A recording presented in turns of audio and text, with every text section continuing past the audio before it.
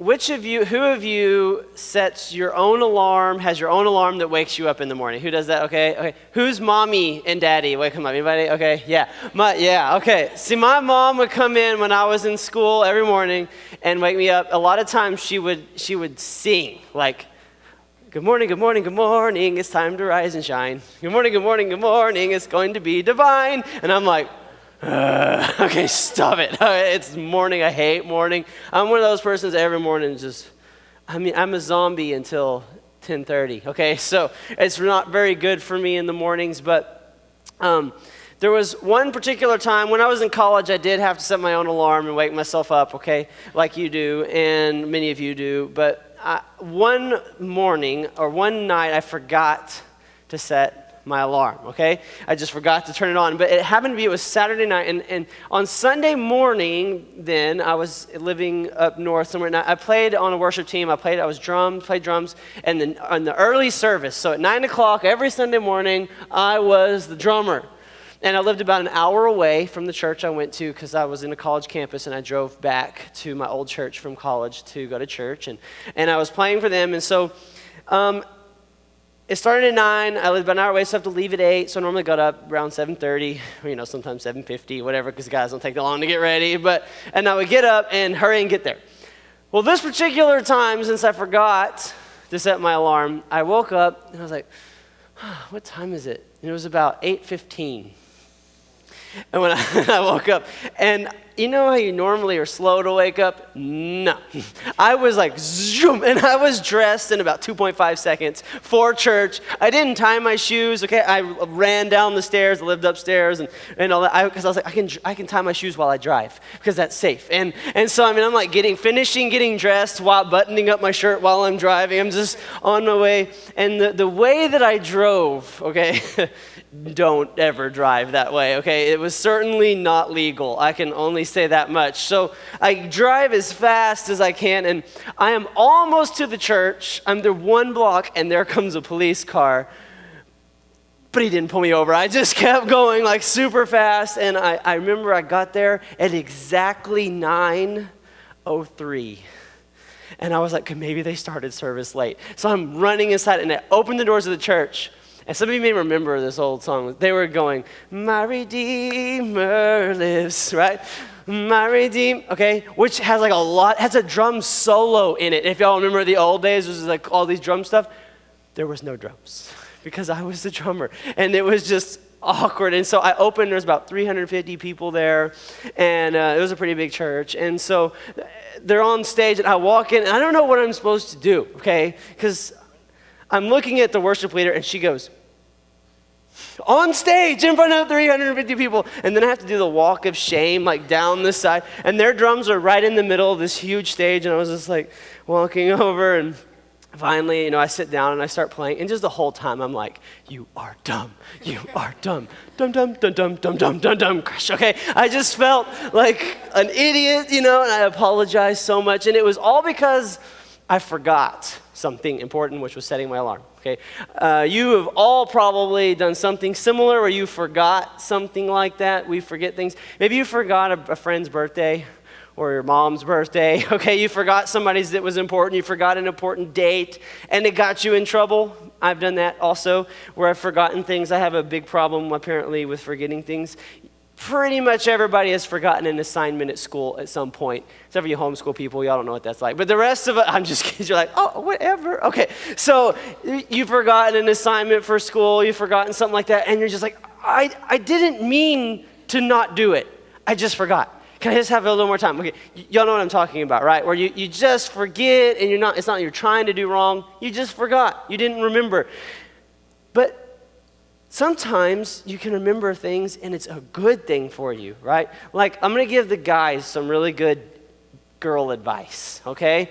So if you're hanging around a girl that you like, okay, whether you're dating or you just like her, and she says something like, oh, peanut M&Ms are my favorite. Peanut M&Ms are favorite, okay? And then one day you're walking along, she's like, oh, tulips, those are my favorite flowers. Or, oh, lilies, those are my, whatever kind of, she says something about her favorite flowers. You know what you go, favorite lilies, okay. Oh yeah, what color? Oh, white. Okay, okay, and you just write it down. And then, her birthday comes around and you show up with peanut M&Ms and her favorite flower, and she's like, oh, you remembered, okay. And you're like, yeah, okay, I remembered, okay. But you got to make sure you keep note of those things. Write them down if you have to.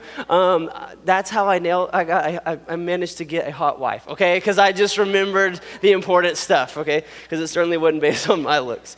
So you need to, sometimes remembering is helpful, and when you forget important things, we all have had the problems, been grounded, failed something, whatever, because you forgot something. So we started talking about, or the series we're doing is called Sticky Notes. I love sticky notes because they keep me from getting in trouble sometimes, because I can take something that I need to remember, and I write it down, and I put it somewhere so I'll see it, right? It's a pretty simple concept. So things that are really important that I don't forget. I can't forget to bring this to school. I can't forget to bring this. I write it down, and I put it somewhere so that I'll see it and remind myself. So if you brought your Bibles, we're in Proverbs 3, okay? We're going to be there for this week and 2 more weeks after this. And it's really neat to me because there's this guy, his name's Solomon. He was a king, like an actual king in history. This isn't just like a weird Bible-y thing. He's an actually king, was a king. And he had a son, had multiple, but he was writing to one of his sons some advice. Like if your dad was to say, hey, I got some advice for you, okay? And so he says to his son, which is also to us, he says, my son, do not forget. Because, son, I've told you stuff before and you forgot, okay? Yeah, I told you not to do this and you did it and you forgot. My son, do not forget my teaching, but keep my commands in your heart. Hey, I got some sticky notes for you, son, so you can write these down maybe, so you don't forget them. Okay, I'll put them on your heart, even more than a sticky note. For they will prolong your life many years and bring you prosperity. Prosperity, that's peace, okay? That's happiness. It's joy. That's good. Prosperity is good, right? That sounds like a good thing. So he says, if you remember these and don't forget, remember these things, don't forget, they'll bring you prosperity. Now, last week, we looked at the first thing he told him. And if you will remember to do that first thing, it will make every relationship and friendship you have better.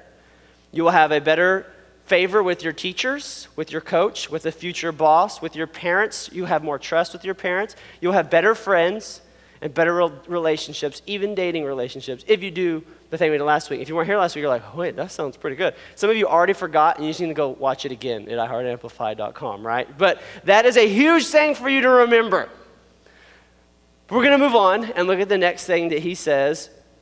And like last week, I want to start with the result of remembering first.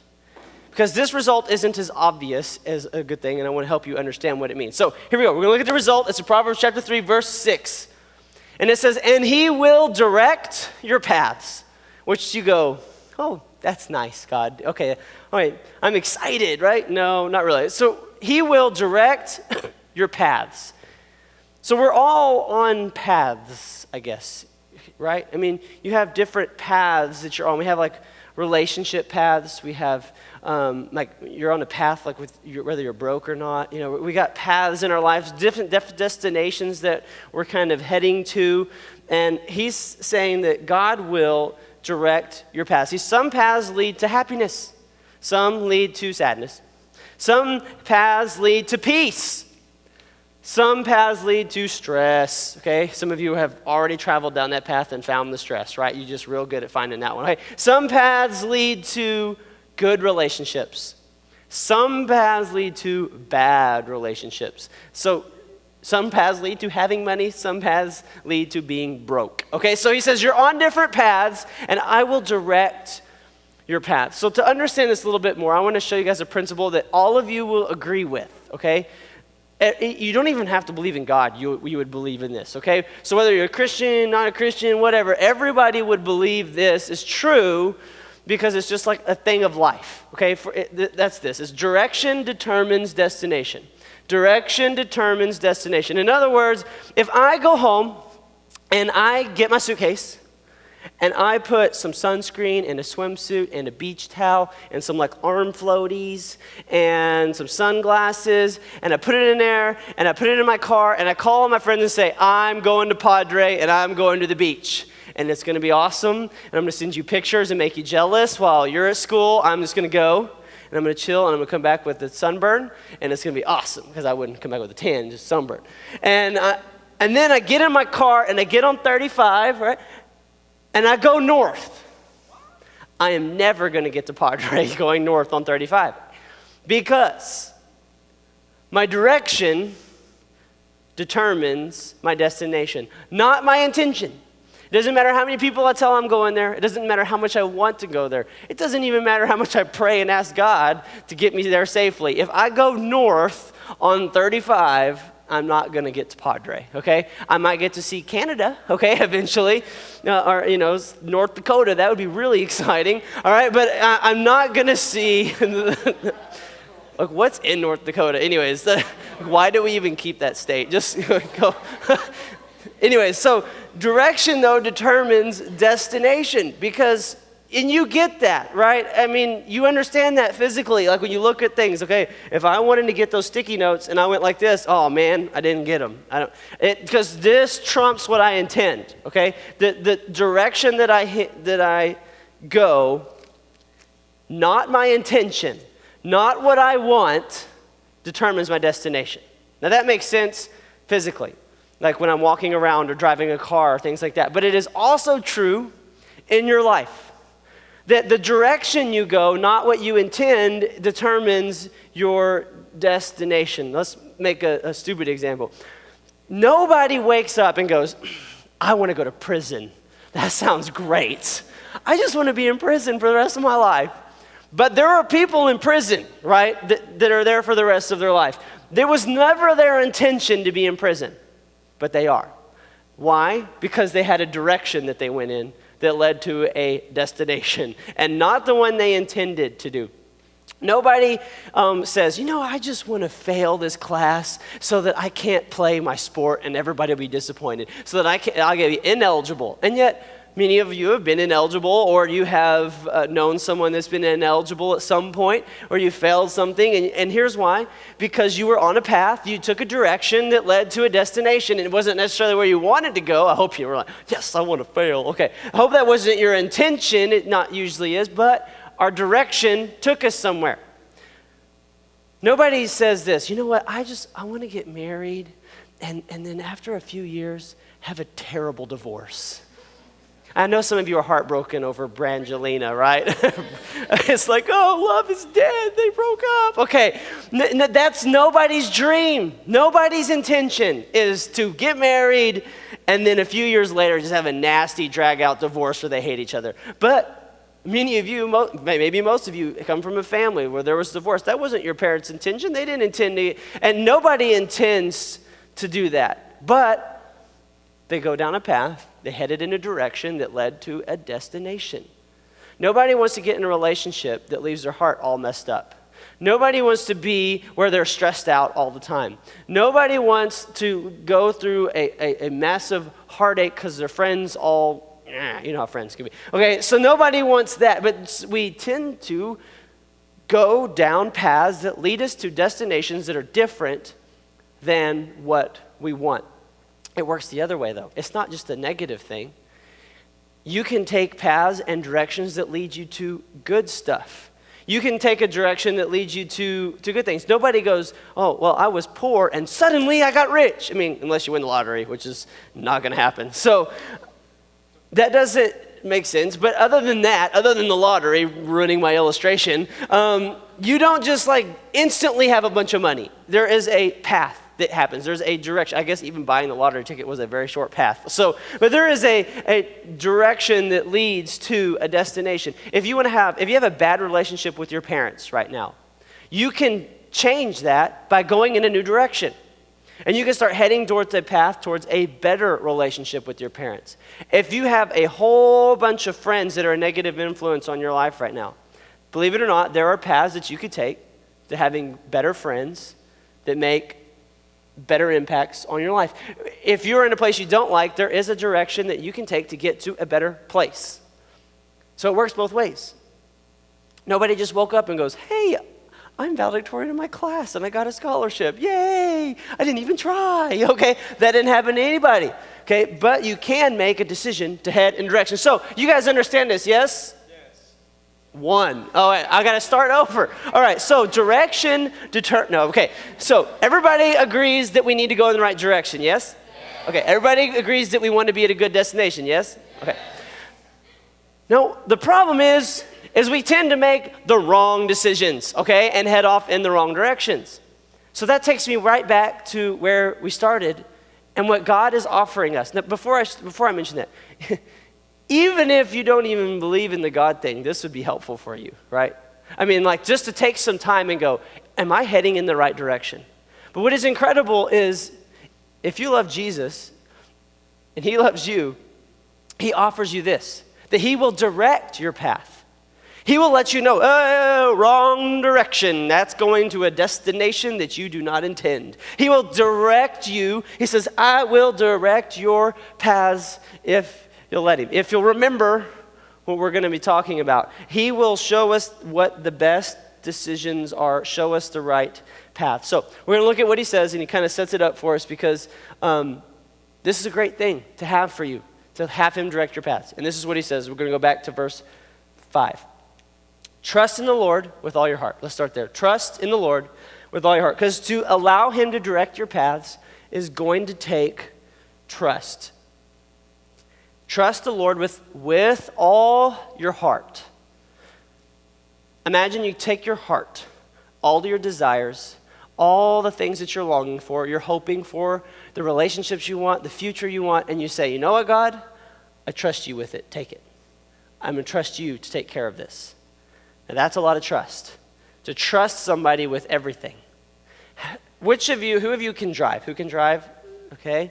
Who's like either 14 or 15 and about going to be able to drive soon? 14. Isn't that scary to just think about some of these people driving? Okay, it is a little bit scary for me to think about sharing the road with some of you. But I can't stop that. It's the law.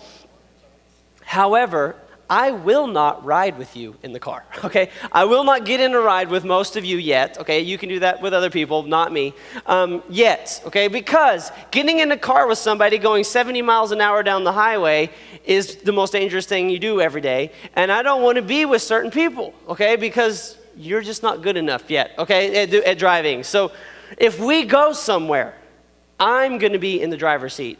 And you're going to be in the passenger seat if we're going somewhere together. That's the way that's going to work until you're a little better driver. Now, there are some people that I can ride with that I just relax. You know, I can go to sleep, okay? Because they're a good driver. I trust them. I trust that they're going to get me where we're supposed to go. I've ridden with people before where, I kept checking my seatbelt, and I'm like, dude, there's a car. There's another car. Okay, curb. Okay, just stop. All right, I can't do this. It's miserable when you're with those kind of people. So I might not want to ride with you. You're going to be in my passenger seat, okay? Now, here's the thing, though. A lot of people, they want to drive and have God in the passenger seat of their life. And they're like, hey, God, no, don't you be no backseat driver, okay? I'm going to drive. You're here in case somebody pulls out in front of me. And I can be like, Jesus! And then you can stop it, okay? That's the only reason I need you is if an accident starts to happen, or I need a honey to sit here, and then you get to go to the back seat, okay? If you can help me fill that seat with somebody else, that'd be great. And so we think he's along just for the emergencies, but God, I'm going to pick the destinations. I'm going to pick how we get there, the roads we go, how fast we go. All this is up to me. And what he's saying is, I need you to trust in me, okay, to get in the passenger seat and say, I'm going to take you somewhere. Let me choose not only the roads we take and all that, but the ultimate destination that we're going. And when you get to the place where you trust him with your heart and with your life and with your future, then he can begin to direct your paths. But it's going to take a trust in him first. And then he says this, which I think is great, because he's going to understand something, or he knows something that is true for us. He says, and lean not on your own understanding. Because there's going to be times when he says, go this way, and it doesn't make sense. You go, I don't understand. That doesn't make sense, God. He says, don't lean on your own understanding, but trust in the Lord. Don't lean on your own understanding. I was trying to think, I could illustrate this hundreds of ways, so I'm just going to do one, okay? Let's say you want to be in a relationship. Okay, like a dating relationship. Okay, maybe you don't, but maybe you do. Let's just pretend you do, okay? And So, you forgot to mute your phone, AJ. So, okay. So, you want to be in a dating relationship. You want to be, have that kind of a thing. And somebody comes along, and they are so cute, and so good looking, and so nice. But something about them makes you believe that God does not want you to date them. Maybe it is that they don't really have a relationship with God. Maybe it is something that they do, that is just not something about them. You know that you shouldn't be in a relationship. Okay, so this section did something. Now they're making noise. What are y'all going to do? Y'all going to poke each other, sneeze a lot? I don't know. Hiccups. Okay, so this illustration, let's just move on. So anyways, you're trying to you're thinking about having this relationship with them and shut up. I'm never going to finish this stupid illustration. So you're thinking, should I be in a relationship with them? And you're thinking, okay, I want a relationship. And God says no. How does that make sense? He says, I'm going to give you my heart, but you're not going to let me do what's going to make me happy. So let's say then you jump in the relationship, and this is just one possible outcome. But this relationship goes for a couple of years, and it ends up being the wrong relationship. Things don't work out. And then there's a breakup, and it's not a good breakup sometimes, right? And your heart is all messed up. And then you also have some regret of some things you did physically with that person. And you have all that coming out. And then comes along the person that you were meant to be with, okay? The right person. The person that has those things that you need. And you start to go into that relationship, but you got all this heavy baggage now that you have to work through. And it hurts that person. The person that you are going to be with, because you said no to what you should, or said yes to what you should have said no to, because we leaned on our own understanding and not on his. Now that's just one way that something could work out, and that could go repeated over and over and over again. Sometimes his paths don't make sense. We okay, this is what he says to do, but I want this. But you have to trust that he wants good for you. You have to trust that he has your ways, and not lean on your own understanding. And then comes the key.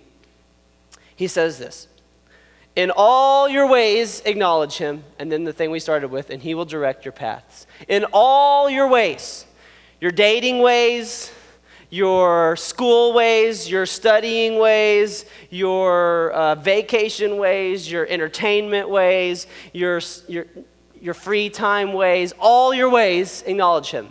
Not just your Wednesday night ways, not just your Sunday ways, your Bible study ways, okay? All your ways acknowledge him. That means to recognize his will in your life, to recognize his authority in your life, to acknowledge his way in your life. You realize I have ways, right? I have a way I talk. Kind of hick, but not super hick, okay? A little bit fast. I say some words too often, okay? I have a way that I talk. That's my way, okay? And I'm trying to fix it, trying to fix things, my wife makes fun of me every time I say a hick word at home. She repeats it, and says it right back at me so I'll not be as bad.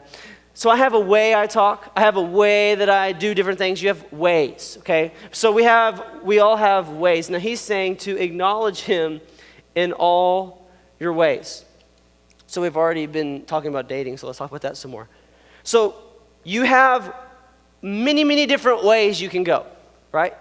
So you're in some place in your life, and you're okay, I could date this person, I could date that person, I could be single for a while, I could go this way, I could go that way. When I'm dating, I could do this, I could do that, I could, go this far, I could go that far. There's all these different paths that you can take. And they're all going to lead to different destinations. I can go that way, this way, that way. Which way is the right way? Okay, I can go all these different ways. So what he's saying to do, let's say in that area, acknowledge God in your ways. Ask God, what is your way? What is your way? What is the right way? What is the right thing for me to do? And when you acknowledge him in your ways, he will direct your paths. He will show you which way to go. When you go to him and say, God, what is your way? He will direct and let you know the right way to go. Now, there's lots of ways that he'll speak to you. It'll be through his word. It'll be through reading the Bible. It'll be through maybe a message. It'll be through some spiritual friends. It'll be through some wisdom from some people older than you. There'll be lots of different ways that he will help you know which is his way, but you got to ask. You got to acknowledge him in your ways, whether it's, talking about school or relationships or friendships or money or whatever, we have to acknowledge his way. So I've been trying to make this sticky note rememberable, right? Because you can't take a sticky note and write, decisions determine destinations, so I need to, every time I'm making a decision, have a destination. Okay, write like a little book on my sticky note and stick it on there, and I can't read it because I wrote so small. So I'm trying to make it rememberable, make it sticky note. So when you leave, we're going to give you a sticky note, okay? And it's going to say this right here. God, which way is your way? And this is something that you can pray. This is something you can ask. God, which way is your way? You got a decision to make, and you're about to make a decision about something, what you're going to do in some situation, what you're going to do about something, and the question to ask is, God, which way is your way? That's a good question. If you'll ask that question, you'll start to go down the right paths, down the right directions. God, which way is your way? Now, see, there are some places that I am right now in my life that I'm so glad that I'm here. Like relationship-wise, there were some decisions I made when I was your age that I am so glad that I made. And the reason I made those specific ones was because I asked the question similar to this. God, what do you want me to do? God, which way is your way? There were some times when I made some decisions about money stuff because of what God says. I asked God, which way is your way? And right now I'm blessed because of that. So, have you asked that question about decisions that you're making? God, which way is your way? So, let me ask you to ask yourself 2 questions really quick. Here's the first one, okay? This is just to think to yourself, to ask to yourself. Are you in a place right now that you don't want to be? Is there some part of your life right now where you're in a place that you don't want to be? And yes, she's trying to get the keyboard to work. I know everybody's thinking about that right now. I can see everybody looking over there. Why isn't it working? I don't know either. Somebody unplugged something that they shouldn't have probably. So, are you in a place where you don't want to be? This was a path because I haven't taught anybody else how to run the soundboard, and I should have, and now I will, and I'll get down the right path. Okay, so it led to a determined destination. So, play some more. It makes me sound more dramatic. Okay. Okay. Are you in a place right now where you don't want to be? I can't even be serious at this point. Sorry, God, I messed it all up. If you are, do you know that you can change directions and head in another direction? And it is okay to laugh, by the way. God, I believe, has a sense of humor, and when things go silly, just laugh about it, move on. But if you're in a place right now where you don't want to be, this is what you need to do. Find a new path. And let God help you find a new path. And then this one's a lot harder to do. It's easy to tell when you're in the wrong place. When your life is miserable, I'm in the wrong place. When I'm all, stressed out, I'm in the wrong place. It's time to head in a new direction. But I hope that some of you right now can try to see forward. And if you can follow some of the decisions that you're making forward, here's my next question. Are you heading somewhere you don't want to be? If you could just be honest with yourself for a moment, am I heading somewhere that I don't want to be? Some of us are, at least in some area. There's something that you're doing and it's taking you somewhere that you don't want to be. And if you will be honest with yourself and ask God, hey, which is the right way? God, which way is your way? He can change your path and take you to the right way. So we're going to end with prayer like we usually do. The reason we do is because God can do something in your life. So if you need prayer for anything, in just a second, there'll be people in the back of the room to pray with you. But if you are somewhere you don't want to be, we all find ourselves there from time to time. Why don't you pray with somebody and ask God to show you a new way to go? And if you think you may be heading the wrong way, a great way to take a step in the new direction is to start by praying and asking God, God, which is your way? Help me to go the right way. Let's pray together. Father God, I pray that you would just direct us all.